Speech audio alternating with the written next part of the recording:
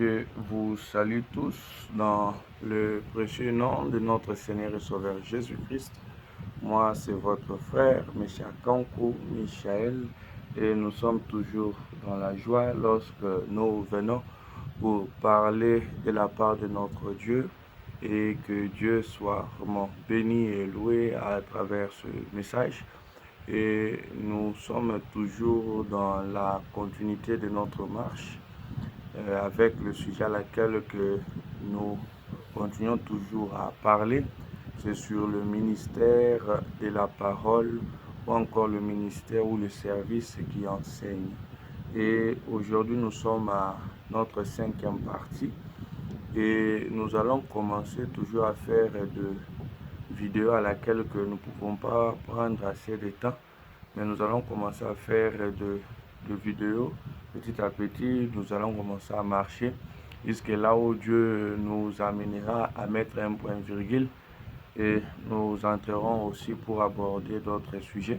Comme nous l'avons déjà dit, que nous allons reprendre des sujets à laquelle que nous avons dit que nous allons continuer, à laquelle que nous n'avons pas pu faire, et nous sommes dans ce schéma-là. Car si vous regardez dans notre page Facebook ou chaîne YouTube La Vérité du Cœur TV, vous allez voir que nous avons déjà parlé sur le ministère de la parole autrefois. Et nous sommes revenus comme nous l'avons promis, que nous allons encore aborder de cela le jour que Dieu le voudra. Et voilà que le temps à laquelle que Dieu nous a mis à cœur à insister et à répéter encore cela. Parce que la parole de Dieu nous dit dans Philippiens 3:1 que ne vous lassez pas que je vous écrive la même chose. Pour vous, elle est salutaire. C'est-à-dire c'est dans la répétition où se cache le salut. Et nous voulons aussi toujours continuer dans cette même pensée. Et nous sommes à la 5e partie aujourd'hui. Et j'aimerais que, avant que nous puissions entrer dans le vif du sujet, je vous invite là où vous êtes d'incliner juste un petit peu vos têtes et de l'incliner, et nous allons prier ensemble, moi avec vous, que Christ puisse nous parler à travers ce message. Prions au nom de Jésus-Christ. Éternel notre Dieu, roi, laisse que ta lumière soit le partage de nos cœurs, de nos vies, Seigneur, à travers ce message. Mon Dieu, ta parole déclare que vous ne pouvez rien faire sans toi. Laisse que Seigneur tu sois au milieu de tout, car c'est avec toi que nous ferons des exploits. Que les exploits, Seigneur, se manifestent dans nos vies à travers ce message. Que, Seigneur mon Dieu, ce message soit, Seigneur mon Dieu, la guérison, soit, Père éternel, la bénédiction, soit, Père éternel, le salut, la délivrance à ton peuple que nous sommes. Au nom de Jésus-Christ, notre Seigneur et Sauveur. Amen. Oui, comme nous le disons deux fois tantôt, la parole de Dieu nous dit dans 2 Corinthiens 5:7 que nous ne marchons pas selon la vue, mais nous marchons selon la foi. La foi te fera voir la parole que nous proclamons, que nous déclarons en ce lieu, mais la vue te fera voir un jeune homme qui vient et qui parle aussi de la part de Dieu. Peut-être tu me suis à travers des réseaux sociaux, tu diras peut-être c'est un jeune homme qui s'élève aussi, qui cherche à parler, mais c'est la foi qui te fera voir, c'est Dieu à laquelle que nous proclamons à travers ce message. Car le but n'est pas la vue, parce que la vue, elle est limitée dans les choses de Dieu, elle te fera voir ma personne, or je n'ai rien de bon comme moi seul humain à vous donner si cela ne vient que de l'Éternel. Et l'homme ne peut donner que ce qu'il a, et ce qu'il a ne provient que de Dieu qui donne. Et ce que nous voulons donner en ce moment, c'est sa parole, et c'est là où vous devez mettre votre foi, au lieu que la vie ne vienne vous troubler dans la logique de vos pensées humaines, à croire que nous venons ici pour parler de notre part. Non, nous venons pour parler de la part de Dieu. Et comme aussi la Bible le déclare, que l'on ne condamne pas une personne sans avoir au préalable écouté. Il faut d'abord écouter. Si vous écoutez, c'est en ce moment-là que vous pouvez juger. Vous ne pouvez pas juger pendant que vous n'avez pas encore écouté. Non, non. Il faut d'abord écouter, c'est en ce moment-là que vous pouvez juger. Même 1 Corinthiens, je crois, c'est dans le chapitre 14, lorsqu'il dit que quand un prophète s'élève et il parle, les autres jugent. C'est-à-dire, on ne juge que lorsque l'autre parle. On ne peut pas juger lorsque vous n'avez rien entendu. Et c'est dans cette pensée-là laquelle que je vous prie, que je vous invite à être dans cette vidéo, dans cet enseignement, dans ce message. Car je vous l'ai dit déjà qu'un enfant de Dieu n'est pas celui qui dit Amen et n'importe comment. Et même par rapport à moi-même, en s'élevant au devant de vous, à travers ce message pour vous parler, ce n'est pas une occasion à laquelle que vous devez s'élever pour dire Amen à tout, mais vous devez juger. Juger par quoi? Par la balance qui est la parole de Dieu, qui est les Écritures bibliques. Et c'est là où nous basons, c'est notre balance. C'est notre balance. Et je crois que j'ai assez parlé pour introduire. Nous avons déjà pris 6 minutes et nous courons aussi derrière les temps, comme nous l'avons déjà dit précédemment, que nous, à faute de temps, nous ne pouvons pas résumer les 4 premières parties que nous avons déjà parlé sur le ministère de la parole. Aujourd'hui, nous allons tout simplement peut-être dire une chose générale pour nous permettre à savoir entrer dans notre 5e partie, pour ne pas prendre assez de temps et nous n'aurons même pas la manière à laquelle que nous pouvons aborder ce que nous avons pensé dire aujourd'hui, parce que nous avons un peu compris que lorsque nous faisons encore les résumés de ce que nous avons dit précédemment, ça nous prend déjà assez de temps et des fois nous n'arrivons pas à bien aborder ou insister sur ce que Dieu a mis à nos cœurs à parler pour aujourd'hui. C'est pour cela que nous allons directement entamer notre 5e partie et en vous invitant d'aller dans notre page Facebook ou sur notre chaîne YouTube, La Vérité du Cœur TV. C'est là que vous pouvez voir nos vidéos précédentes à laquelle que nous abordons toujours sur le même sujet, le ministère de la parole. Et il y a aussi tant de sujets à laquelle vous trouverez là et Dieu ne manquerait pas à vous bénir à travers de messages que vous y trouverez. Et aujourd'hui, si nous pouvons parler d'une manière générale, nous pouvons dire que le ministère de la parole ou le ministère qui enseigne, le service qui enseigne, nous l'insistons toujours et nous les répétons encore à le dire, que c'est une chose très primordiale pour un enfant de Dieu. Ce thème n'est pas donné pour le ministre seulement, non. Parce que quand nous disons que le ministère de la parole, le ministère qui enseigne, certains, le peuple de Dieu peut croire que c'est parler pour le ministre, pour ceux qui sont dans les services de la parole. Non, non, c'est pour l'Église, car l'Église est appelée à avoir cette connaissance pour mieux balancer qui est devant eux. La parole de Dieu nous dit dans Apocalypse, si je ne me trompe pas, c'est dans l'Apocalypse 2.13, nous pouvons le lire, c'est important, nous pouvons lire cette écriture. Apocalypse 2.3. Apocalypse 2.3. La Bible dit, non, Apocalypse, là où l'écriture dit que vous avez éprouvé ceux qui se disent apôtres et qui ne le sont pas. C'est dans Apocalypse 2.10. Hein? Apocalypse 2.10. Non, c'est 2.2. Apocalypse 2.2, excusez-moi. C'est dans le livre d'Apocalypse 2.2. La Bible dit ceci: je connais tes œuvres, ton travail et ta persévérance.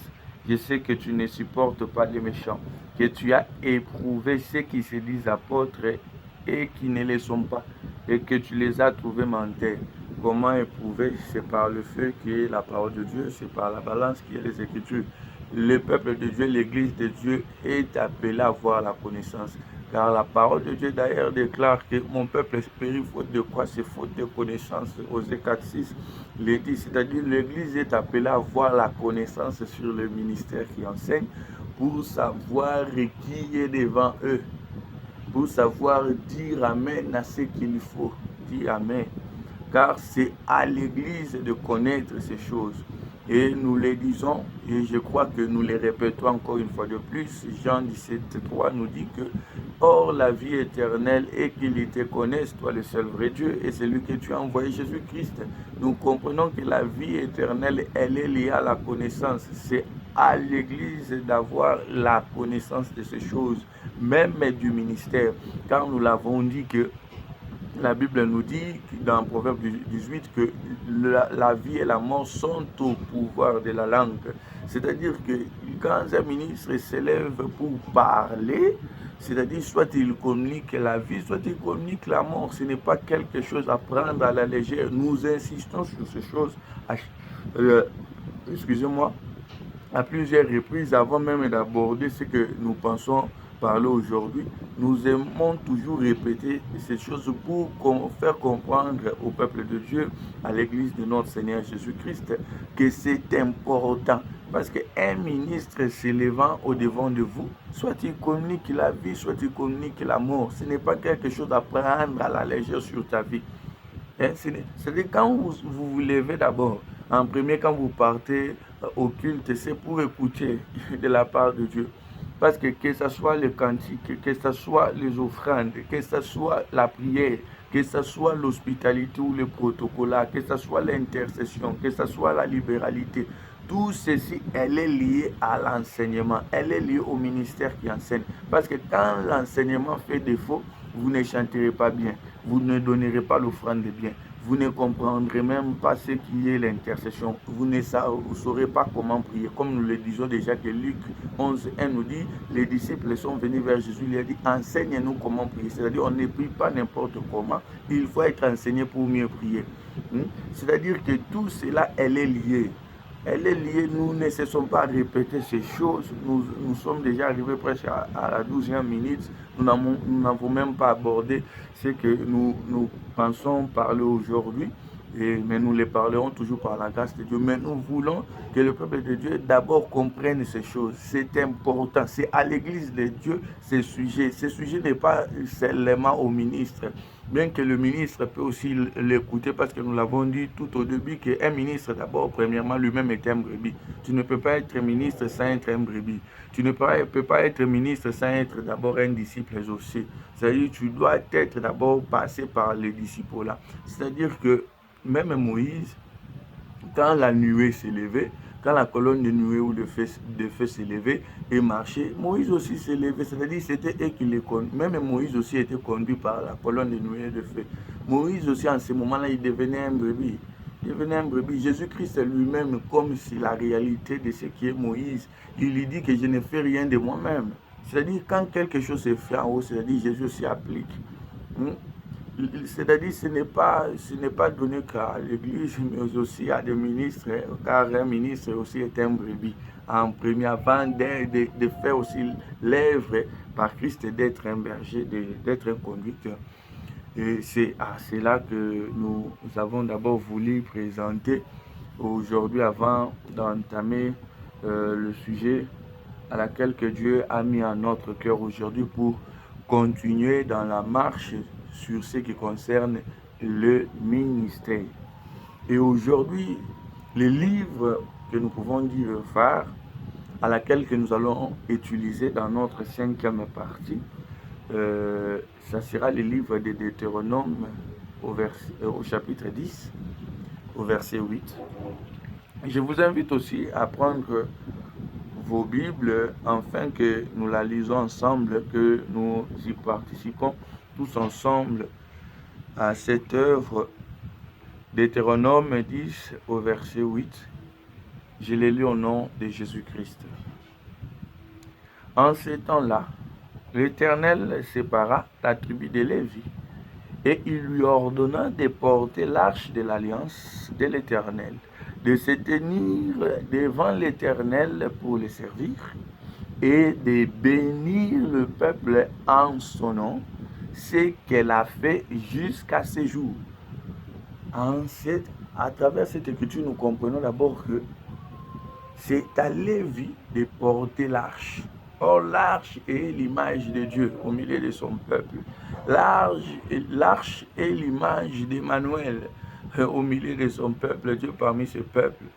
C'est-à-dire l'arche représentait l'image, parce que Dieu parlait, c'était par l'arche dans le propitiatoire. Le livre de Deutéronome 7,89, même Lévitique 16,2 nous le dit. C'était dans l'arche où Dieu parlait. Nous comprenons que c'était à Lévi de porter. Nous voulons d'abord faire comprendre que c'était Lévi qui portait l'arche et qui se tenait dans les services, c'est-à-dire dans le ministère de cette œuvre-là, de porter l'arche. Et nous comprenons que là où il y a Lévi, c'est là où il y a l'arche. Parce que quand tu vois l'arche, Lévi est là. Parce que l'œuvre de porter, c'était Lévi qui l'avait. Là où Lévi marche, c'est là où il y a l'arche. Lévi représente celui qui a l'arche dans ses mains. C'est lui qui porte l'arche. Là où il y a Lévi, c'est là où il y a l'arche. Or, Lévi, c'est celui qui est dans les ministères ou encore dans les services de porter l'arche. Et nous comprenons que c'était aussi Lévi qui faisait quoi? Qui bénissait le peuple au nom de l'Éternel. C'est-à-dire que la bénédiction s'est faite au nom. C'était dans le nom que Lévi exerçait l'œuvre de bénir le peuple. Ah, nous comprenons que ce n'était pas tout le monde qui bénissait le peuple. La bénédiction, l'œuvre de bénir le peuple a été soumise à Lévi. C'est-à-dire là où il y avait Lévi, c'est là aussi il y avait la bénédiction au nom de l'Éternel. Nous voulons marcher petit à petit. Nous marchons petit à petit. Nous comprenons que c'est Lévi qui fait ses services, c'est Lévi qui fait ses ministères. De porter l'arche, de porter la présence de Dieu, parce que l'arche, c'est là où Dieu parle. C'est Dieu parle dans le propitiatoire, dans l'arche. La voix de l'Éternel, c'était dans l'arche qu'on l'entendait par Lévi. Lévi est celui qui porte l'arche, c'est celui qui porte la présence de Dieu. Au peuple de Dieu, c'est à travers le ministère de Lévi que nous avons la voix de l'Éternel, que nous avons aussi la bénédiction au nom de l'Éternel. Nous comprenons que là où il n'y a pas Lévi, il n'y a pas aussi la bénédiction. Là où Lévi n'est pas là, il n'y a pas la bénédiction. Et la bénédiction n'est pas le fait de dire que tes activités maintenant vont marcher. Maintenant, tu seras élevé dans ton travail. Non. Nous comprenons ici, et la Bible nous dit que Lévi bénissait au nom. C'est-à-dire que Lévi avait le modèle de comment bénir. Nous allons arriver là. Ce n'est pas le fait de dire, ou bien ce n'est pas le fait que cela peut sortir dans la bouche d'une autre personne que cela rend la chose une bénédiction. Non, la bénédiction, Dieu l'a remis dans la bouche de Lévi. C'est-à-dire la véritable bénédiction, c'est Lévi qui les fait sortir dans sa bouche. C'est dans Lévi où il y a la bénédiction de l'Éternel. Ce n'est pas moi qui l'ai dit. Les hommes peuvent te dire de paroles qui peut être comme une bénédiction. Mais ici, les Écritures nous font montrer que le peuple de Dieu était béni, c'était à travers la bouche de Lévi. Et Lévi les bénissait au nom de l'Éternel. Et nous voulons d'abord comprendre quel est le nom de l'Éternel. Parce que quand les gens, quand nous disons au nom, il y a peut-être d'autres personnes qui peuvent croire que le fait de dire le nom de Jésus ou le nom de l'Éternel, cela suffit. Nous allons d'abord faire comprendre au peuple de Dieu, c'est quoi le nom, c'est qui le nom de Dieu. C'est qui le nom de Dieu. Apocalypse 19, je peux commencer au verset 11, je descends jusqu'au verset 13. Je lis au nom de Jésus-Christ. Puis j'ai vu le ciel ouvert, et voici parut un cheval blanc. Celui qui le montait s'appelait fidèle et véritable. et il juge combat avec justice. Ses yeux étaient comme une flamme de feu. Sur sa tête étaient plusieurs diadèmes. Il avait un nom écrit que personne ne connaît si ce n'est lui-même. Et il était revêtu d'un vêtement teint de sang. Son nom est la parole de Dieu. Hein? Le nom de l'Éternel, c'est sa parole. Nous comprenons que Lévi ne bénissait pas n'importe comment, il bénissait dans la parole de Dieu. C'était au travers de la parole de Dieu que le peuple de Dieu est béni. Nous allons marcher petit à petit. Et la Bible, dans l'écriture que nous venons de lire dans Deutéronome 18, il dit que c'est ce qu'elle a fait jusqu'à aujourd'hui. C'est-à-dire que la parole de Dieu n'est pas un mensonge. Et comme Dieu a dit que c'est jusqu'à aujourd'hui que Lévi béni, c'est jusqu'à aujourd'hui. Maintenant, nous devons savoir ce qui Lévi. Lévi, c'est qui? Parce que la parole de Dieu nous dit dans Colossiens 2, je crois, au verset 17, nous n'allons pas lire à cause du temps, c'est que l'ancienne alliance était l'ombre des choses à venir. Même aussi Galates 5, je crois dans le verset 24, Galates 3, au verset 24, la parole de Dieu nous dit que l'ancienne alliance était un pédagogue, c'est-à-dire il nous amenait vers le véritable. Et nous comprenons que Luc 24, 44, le Seigneur Jésus-Christ dit que la loi, les prophètes et les psaumes parlaient que de lui. Parce que jusqu'à aujourd'hui, nous comprenons que le véritable Lévi, c'est Christ. C'est maintenant Jésus. C'est lui le véritable Lévi qui est entré dans le lieu saint, comme Hébreu nous le dit, avec son propre sang. Le véritable Lévi, c'est maintenant Christ. La parole de Dieu dit ceci. Je vais prendre encore une écriture qui va me soutenir dans ce que j'ai dit. Jean 5, 39. Jean 5, au verset 39, la Bible dit ceci. Vous sondez les Écritures parce que vous pensez avoir en elles la vie éternelle. Ce sont elles qui rendent témoignage de moi. C'est-à-dire, les Écritures bibliques qui rendent témoignage de Christ. Nous comprenons que le véritable Lévi, à laquelle qui portait en lui l'arche, c'était Jésus. Parce que là où il y avait Jésus, c'est là où il y avait la parole. Nous disons que Lévi, dans l'ombre, était celui qui portait l'arche. Or que l'arche parlait. Lévi faisait l'œuvre de répéter ce qu'il a entendu parler dans l'arche et il venait le dire au peuple.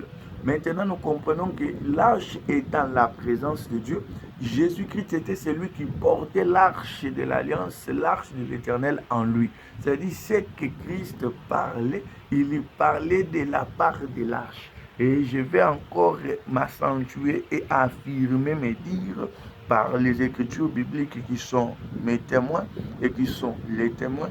La parole de Dieu dit dans Jean 8, au verset 28, la Bible dit, Jésus donc leur dit, quand vous aurez élevé le Fils de l'homme, alors vous verrez, vous connaîtrez ce que je suis, et que je ne fais rien de moi-même, mais que je parle selon ce que le Père m'a enseigné.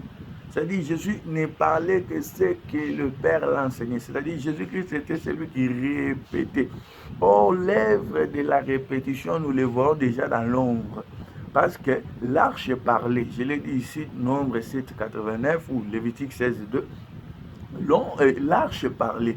Et le peuple, et Lévi ne faisait que répéter au peuple ce qu'il a entendu parler dans l'arche. Et il venait le dire au peuple. Et le Seigneur Jésus fait cette maintenant répétition dans la réalité, car l'ombre ou l'ancienne alliance n'était qu'un pédagogue qui nous faisait amener vers Christ pour que nous puissions voir la réalité. Or, la réalité, c'est dans Christ. Et Christ maintenant est celui qui répète ce qu'il a été enseigné par le Père. Le Père comme l'image de l'arche qui parle au-dedans. Parce que quand tu vois Jésus et tu les regardes selon la chair, tu verras qu'un homme est peut-être fils de Marie ou de Joseph. Ça, c'était la chair. Mais en lui, il y avait une chose que l'on appelle l'arche, que l'on appelle la présence de Dieu, à laquelle Colossiens 1,15 nous dit il était l'image de Dieu invisible, c'est-à-dire Dieu était au-dedans. Et c'est ce Dieu-là qui parlait, car Christ ne parlait pas de lui-même. Il est dit ceci dans la lecture que nous venons de faire dans Jean 8, 28, je ne fais rien de moi-même. C'est-à-dire que Jésus n'était que la répétition de ce qui était enseigné par le Père. De même que Lévi aussi ne fait que répéter. Il ne fait que répéter ce qu'il a entendu parler par l'arche. Même la construction du tabernacle, même tout ce que Moïse faisait, il le faisait d'après les modèles que Dieu lui a montrés. C'est-à-dire Moïse ne faisait que la répétition de ce qu'il a entendu et vu. C'est ça le ministère. Le ministère ne vient pas vous amener quelque chose de lui-même, non. Le ministère ne vient pas mettre c'est-à-dire l'homme ne vient pas mettre son intelligence ou sa sagesse. La parole de Dieu d'ailleurs, la parole de Dieu déclare que la sagesse ou l'intelligence de l'homme, elle est satanique. Ce n'est pas moi. Nous allons le trouver dans les Écritures bibliques, Matthieu 16. Le livre de Matthieu 16, nous courons derrière le temps. Vraiment, je crois que nous allons aujourd'hui dépasser les 30 minutes parce que nous sommes déjà au 26e minute et nous avons même pas assez parlé. Matthieu 16, assez parlé par rapport à ce que nous pensons parler aujourd'hui, mais quand même 27 minutes et quand même assez par rapport au parler ou à l'écoute. Matthieu 16 au verset 23, je l'ai lu au nom de Jésus-Christ. Mais Pierre se retourna et dit, mais Jésus-Christ se retourna, non, je vais commencer au verset 22 du chapitre 16 du livre de Matthieu et je vais me limiter au verset 23. Je l'ai lu au nom de Jésus-Christ. Pierre, l'ayant pris part, s'est mis à les répondre et dit, à Dieu ne plaise, Seigneur, cela ne t'arrive pas. Mais Jésus se retourna et dit à Pierre, arrière de moi, Satan, tu mets en scandale car tes pensées ne sont pas les pensées de Dieu, mais celles des hommes. Le pensée de Pierre qui disait c'est le pensée des hommes, mais Jésus l'a appelé, mais le Seigneur a dit arrière de moi, Satan. C'est-à-dire, le pensée des hommes, ce sont des pensées sataniques. C'est-à-dire, un ministre ne peut pas mener ses pensées au devant de l'épouse de Christ. La femme d'autrui de Christ. Tu ne peux pas mener ta semence, tu ne peux pas dire des choses selon ta pensée. Parce que la sagesse des hommes, ce sont des sagesses corrompues. Ce sont des sagesses diaboliques et sataniques. C'est la parole de Dieu qui le dit.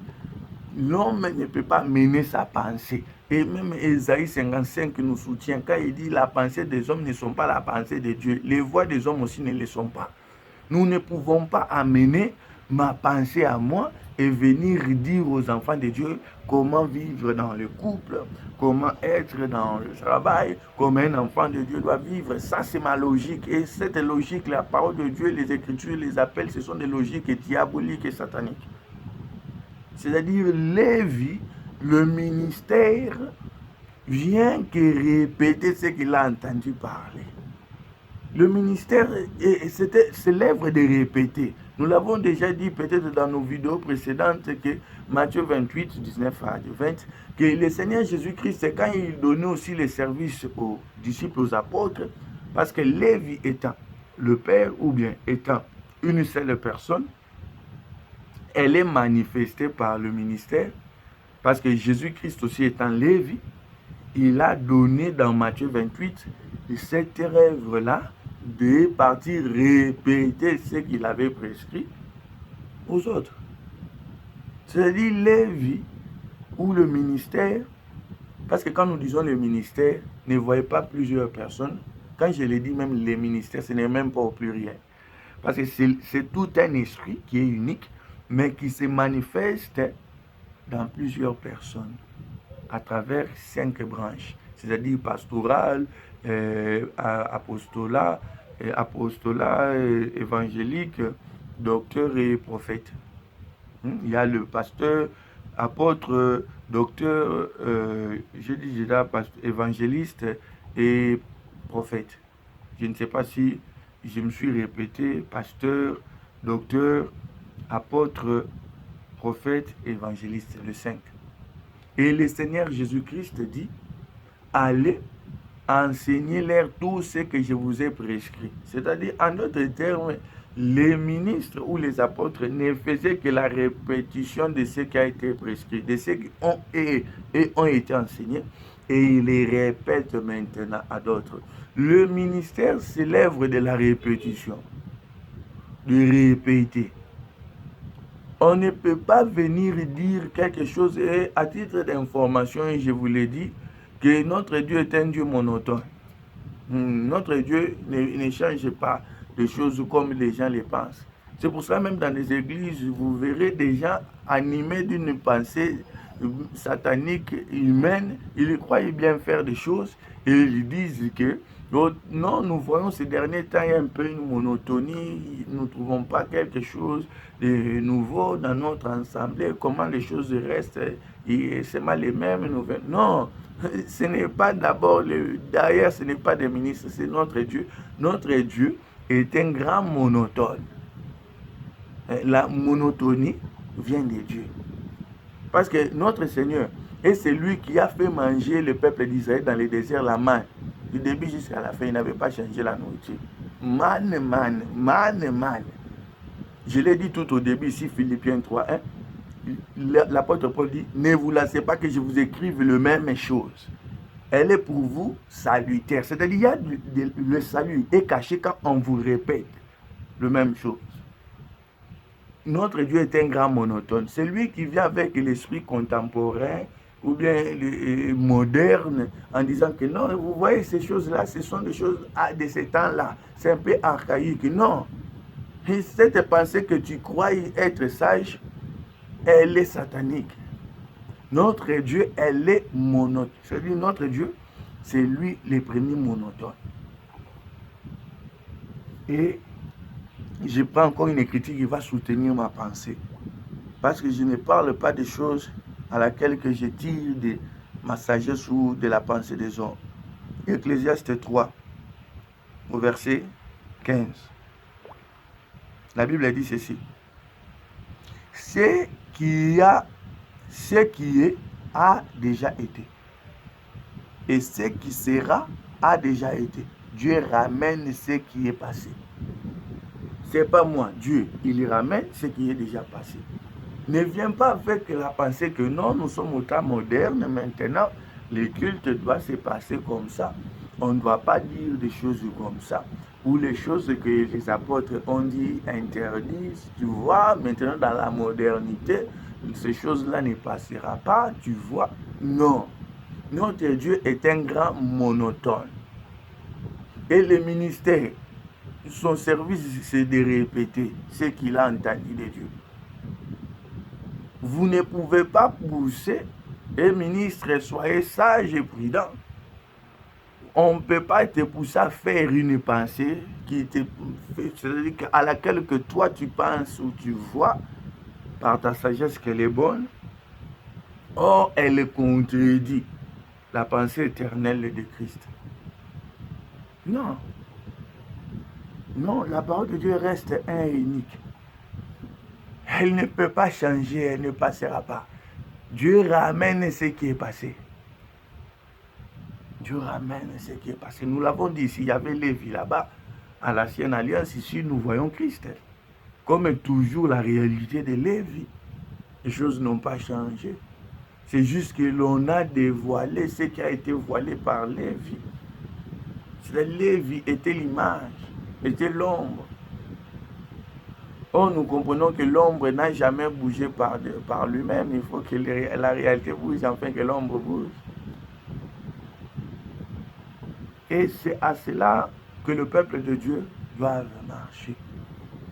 nous disons ce message, c'est avec la pensée à laquelle que le peuple de Dieu qui nous entend, là où il ne voit pas ces choses qu'il y sort. Là où il ne voit pas ces choses qu'il y sort. Parce que ce qu'on est en train de le communiquer, malgré que ça paraît être bien, c'est la mort. C'est la mort. Ce sont des pensées sataniques. Car elles viennent des hommes. La parole de Dieu dit que afin que Dieu lui seul soit trouvé vrai, et tout le monde est menteur. Parce que les hommes, ce sont des menteurs. Je vais chercher cette écriture. Ce qui fait que ce que je parle est vrai, c'est si je viens parler par rapport à la vérité qui est Christ. Si je viens parler d'après le nom de l'Éternel, que nous venons de comprendre que c'est sa parole. Si je parle des choses par rapport à moi-même, si je parle des choses par rapport à ma sagesse, ne disez pas Amen. Mais si l'on trouve cela dans les Écritures, c'est là où c'est notre balance, les Écritures. C'est là où nous disons Amen. Et nous avons compris que le ministère, c'est l'œuvre de répéter. Quand on dit porter l'arche, c'est le fait de répéter. Parce que le fait de répéter, oh notre Dieu, c'est lui la parole. Le fait que Lévi répète ce qu'il a entendu, il amène la présence de Dieu. Mais lorsque Lévi, il écoute une autre chose, sortir de l'arche, et lui vient dire aussi autre chose, il n'amène pas la présence de Dieu. Or, la bénédiction, elle n'est pas le fait de dire que sois béni, aie ceci, aie beaucoup de l'argent. Non, c'est le fait de dire des choses. Et si ce que vous disiez, c'est dans la parole de Dieu, Amen. Et nous comprenons que la bénédiction, elle est cachée dans la bouche de Lévi. Elle est cachée dans la bouche de Lévi.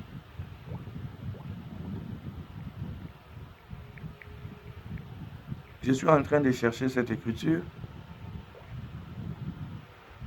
Je suis dans Romains 3, 4, le verset dit ceci. Loin de là, que Dieu au contraire soit reconnu pour vrai et tout homme menteur, selon ce qui est écrit, afin que tu sois trouvé juste dans tes paroles et que tu triomphes lorsqu'on te juge. Nous comprenons que tout homme est un menteur. Tout homme est un menteur. Ce n'est pas moi qui le dis. C'est pour cela, pour être dans la vérité, le ministère doit répéter ce qu'il a entendu de Dieu. Tu ne peux pas dire quelque chose et l'on croit que c'est la vérité lorsque tu ne répètes pas. Lorsque tu ne répètes pas le modèle à laquelle que tu as trouvé en Dieu. Moïse ne pouvait pas faire un tabernacle d'après son modèle. Que ce soit les fautes, que ce soit les vêtements de Lévi, c'était toujours d'après le modèle de Dieu lui-même. C'est-à-dire, Lévi, servir Dieu, c'est le fait de répéter ce que Dieu a dit. C'est-à-dire, le fait que tu ne fais pas la répétition de cela, tu es un menteur. Tu es un menteur. Là où le ministère ne fait pas cette œuvre, c'est le mensonge. Jésus-Christ lui-même dit, je ne fais que parler ce que j'ai été enseigné par le Père. Je ne fais rien de moi-même. Si le Seigneur Jésus-Christ le dit, à plus forte raison, nous, humains, pourquoi nous cherchons à mettre nos pensées dans les assemblées? Non. Si vous n'avez pas trouvé la chose dans l'assemblée des apôtres, parce que nous avons été édifiés, nos fondements a été basé sur les enseignements des prophètes et des apôtres. Jésus-Christ étant la pierre angulaire, comme Ephésiens 2:20 le dit. Mais si vous ne les trouvez pas, ne les faites pas. Ne les faites pas. Ça paraît être sage à vos yeux. Ça paraît être sage. Vous allez voir dans nos ensembles actuellement beaucoup de multiples départements. Département de ceci, département de cela, département. Ils croient que c'est l'organisation. Or, nous vérifions dans l'assemblée des apôtres, nous ne trouvons pas ce modèle-là. Ne crois pas, ne fais pas confiance à ta sagesse. La parole de Dieu ne t'appuie pas sur ta propre sagesse. Ne t'appuie pas. Ne crois pas que l'organisation à laquelle que tu crois mener dans l'ensemble avec de multiples départements, j'ai pris juste un exemple, c'est ça l'organisation. Non, c'est les désorganisations au contraire. Parce que l'ordre, c'est l'effet de répéter ce que Dieu dit. Quand tu ne répètes pas, tu amènes ta sagesse. Cherchez d'abord cette écriture-là. Je suis dans Ecclésiaste 3, au verset 14. Au verset 14. Je reconnais que tout ce que Dieu fait durera toujours. Il n'y a rien à ajouter et rien à retrancher. Et que Dieu agit ainsi afin qu'on le craigne. Tu cherches à ajouter quoi? Dans ce qui a été déjà comme fondement des choses dans l'église de Dieu, à laquelle que nous voyons par les apôtres des prophètes, tu cherches à ajouter quoi? Pourquoi tu cherches à mener des choses à laquelle qui n'a pas existé dans l'assemblée des saints, selon les Écritures bibliques? Tu cherches à apporter quoi? Tu cherches à apporter quoi? Tu crois que tu as plus le souci des gens que Dieu lui-même? Et peuple de Dieu, Église de Dieu, là où vous ne trouvez pas la répétition des choses d'en haut, vous sortez. C'est-à-dire, peut-être la majorité, peut-être la multitude ne vous suivront pas ou ne vous comprendront pas. Je vous dis la vérité que la majorité aussi des fois, la masse de fois a la difficulté de bien raisonner. Toi, si tu sais que tu es selon le modèle, fais-le. Et Dieu sera avec toi. Malgré le murmure, malgré les insultes et les injures. Toi, suis. Toi, suis ce que Dieu dit. Ce n'est pas le miracle qui identifie que l'on a Dieu. C'est la parole. C'est l'enseignement. Cette femme qui faisait couler le sang, après avoir touché les pans du vêtement de Christ, il a reçu la guérison. Mais Jésus a voulu seulement parler. Jésus a voulu parler. Nous allons d'abord chercher cette écriture. Jésus a voulu parler. Vraiment, patientez avec moi. Souffrons ensemble.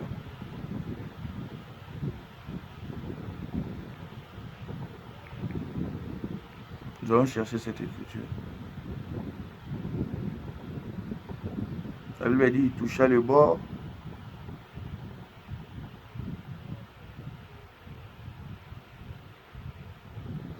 Jésus a voulu parler. C'est-à-dire, malgré il y avait le miracle qui a été fait, je suis dans Matthieu 9, au verset, peut-être, je commence au verset 20. Et voici, une femme atteinte d'une perte de sang depuis 12 ans s'approcha par derrière et toucha le bord des vêtements de Jésus. Car elle disait en elle-même, si je puis seulement toucher son vêtement, je serai guéri. Jésus se retourna, c'est-à-dire malgré la guerre, Jésus se retourna et dit, en le voyant, prends courage ma fille, ta foi t'a guéri.